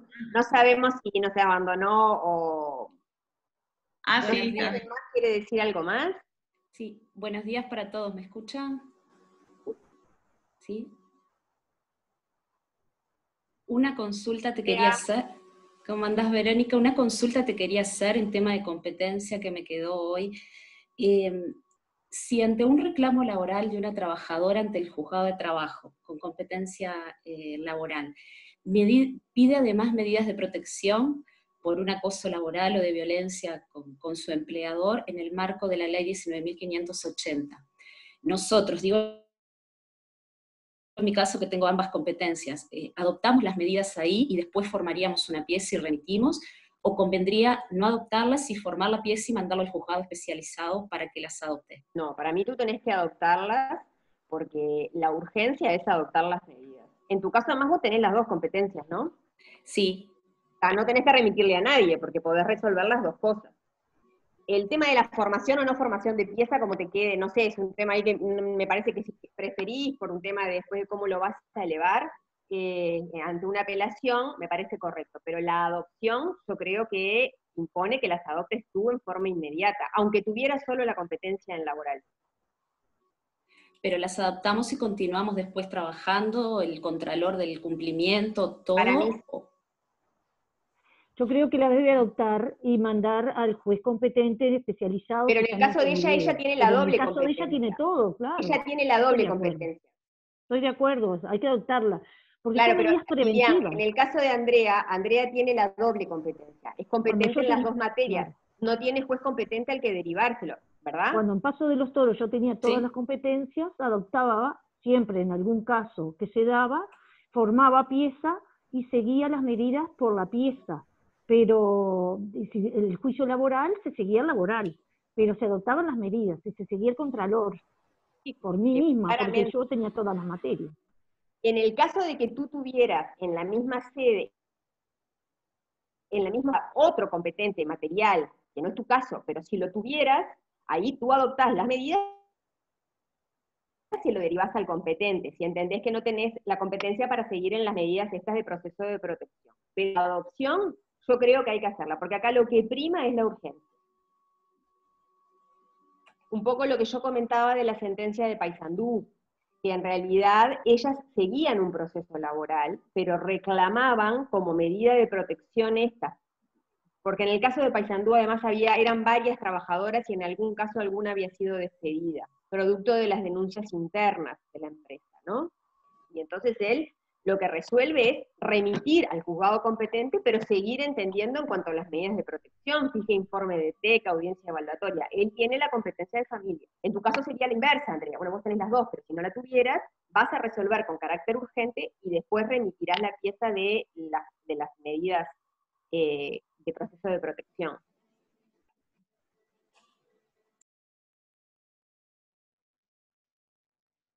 No sé si hay alguna otra pregunta. No, Verónica, me parecía que en el caso de Andrea, yo lo puse en el chat, ella tiene todas las competencias, me parece que yo adoptaría las medidas de protección y formaría pieza, porque Andrea, me parece que ahí tramitas más ordenadamente el proceso de protección, ¿verdad? Y te despegás del otro proceso, porque si no se haría mucho entrevero. Y si fuera el Montevideo, adoptaría las medidas y remitiría, como dice Lili, el juzgado de familia especializado, pero no habría ningún impedimento para adoptar medidas porque, digo, es decir, es prioritario la protección de la víctima y ya está. Pero yo formaría la pieza en el caso de Andrea, nunca se me planteó, pero está, la formaría porque así me permitiría, bueno, el diagnóstico del ETEC, la audiencia evaluatoria, el seguimiento, ¿verdad? Me parece que es más ordenado. Es verdad eso que dice Roberta. ¿Vos pensás, Andrea, que ya la 18.561 de acoso sexual preveía la posibilidad de tomar medidas urgentes ante determinada situación? Entonces, nada impediría que ahora, por proceso de protección, tú las pudieras tomar. Bueno, no sé si hay alguna otra consulta. porque acá no la veo más. No sé si se desconectó por razones tecnológicas, me imagino. Buenas. Catalina se quedó sin batería. Hola. Ah, vos sos Valentina. Yo soy Valentina, para los que no me conocen, soy Valentina. Y bueno, nada, estaba intentando conectarse. Si nadie tiene más consultas o quiere hacer alguna otra participación, damos por terminada la charla. Queda en manos de ustedes. Álvaro dice que tiene comentarios. Vamos a habilitarle acá el micrófono. Pero Álvaro me hace las preguntas directamente por WhatsApp, decirle. Ah. Vamos a ver. No, es una broma interna. Álvaro, estás habilitado para hablar. ¿Me escuchan? ¿Y cómo le va? ¿Cómo anda, señora? No, actuario titular. Escuche. Ahora no, es titular, es actuario adjunto, el mejor actuario adjunto que me tocó tener. ¿Cómo le va? voy a perder el ómnibus a Libertad. Escuchen una cosa, no. Yo dividiría el tema al margen que me encantó la charla, dividiría el tema de violencia doméstica por una razón física, vamos a decir, entre hombre y mujer, donde en la totalidad de los casos es el hombre quien violenta los derechos de la mujer, y los temas laborales. O sea, yo creo que un hombre y una mujer debería de tener mismos derechos, mismas obligaciones, y por ende ser juzgados y ascendidos por su capacidad. Eso me lleva al tema de que ni machismo exacerbado, ni feminismo exacerbado. Siempre se habla de la víctima, el empleador. Entonces, voy un poco a eso. Para mí es un disparate, o en lo personal pienso, de que cuando se habla de, por ejemplo, que tiene que haber un cupo mínimo de mujeres en el Parlamento, por ejemplo, yo no entiendo por qué. Pues, si hay mujeres capaces, que sean todas mujeres; si hay hombres capaces, más capaces que las mujeres, que sean todos hombres. Entonces, era esa aclaración, y después agradecer la charla, pues uno aprende, sigue aprendiendo de cuando uno tenía la suerte de tenerte como juez. Besos a todos y abrazos, y gracias por todo.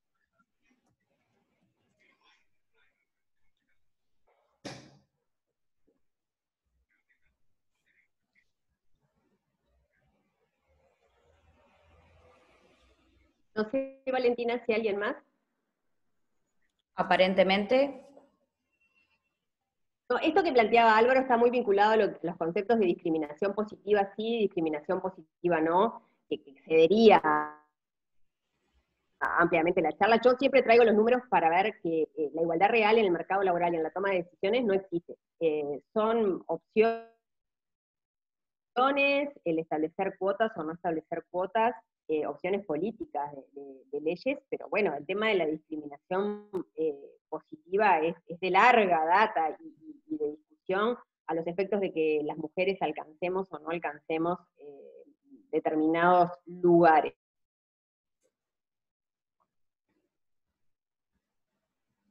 Misma participación en la toma de las decisiones. Cuando yo refería hoy a esta experiencia social que se hace con la toma de decisión para contratar un gerente general de una mega empresa que vende pasta de dientes y otras cosas, traía los comentarios de quienes tenían que tomar la decisión, porque claramente denotaban prejuicios que iban a volcar la decisión en favor de quien tenía un currículum idéntico, pero que era varón. Porque los currículos eran los mismos, lo que se había cambiado era el nombre. Bueno, esas cosas hay que pensarlas.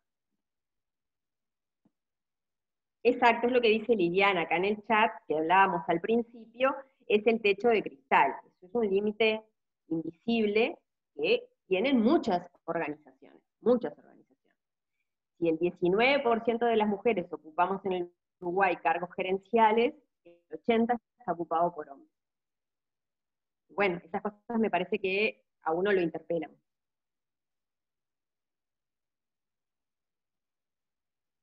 Bueno, no sé si alguien más.